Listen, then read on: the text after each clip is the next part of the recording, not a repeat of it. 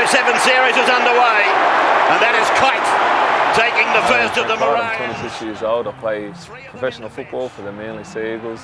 I'm married with 2 wonderful kids. That's sort of me.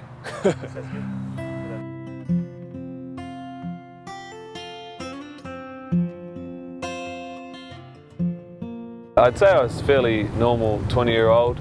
I was out of school for a couple of years and pretty heavily focused on my football career. So that meant just sort of working odd jobs. The main focus was to crack the first grade rugby league and try and play football as a profession. And Johnson, and tackled is Carmichael Hunt. Put down in a good tackle by Brent Kite.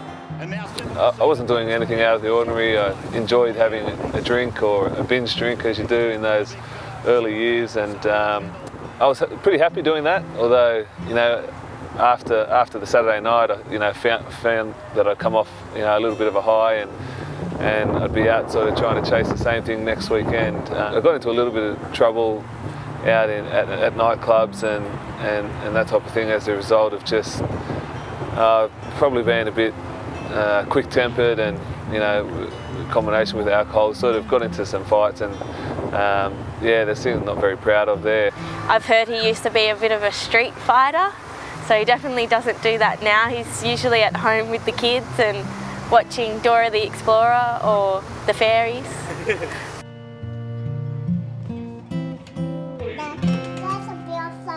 want to see the microphone. I thought I was fairly normal, but I suppose I just lacked a bit of contentment. So each weekend I was thinking that my happiness would come just from going out and partying, and not just the drinking but the partying and everything that went with it, but it wasn't sustainable. Chuck 'em here, Mum. Come on here, Mum. Chuck 'em here. I suppose, like anyone, at some stage in your life you have to question whether there's a God. And as I said, I think I was nearly too preoccupied, but if anything, I didn't believe in God. I wasn't really one to think that God could make you happy, or that you needed God in your life at all.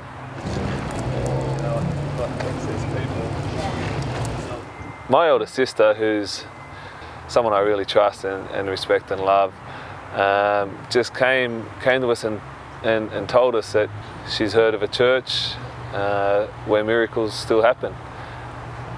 When I saw it there in black and white, something as simple as the need to be born again, as spoken out of Jesus' mouth, that was pretty much it. I thought, well, I have been a Christian all my life, and I've never heard this, and was just excited to hear that what went along with this was power, was the fact that God could fill you with His power,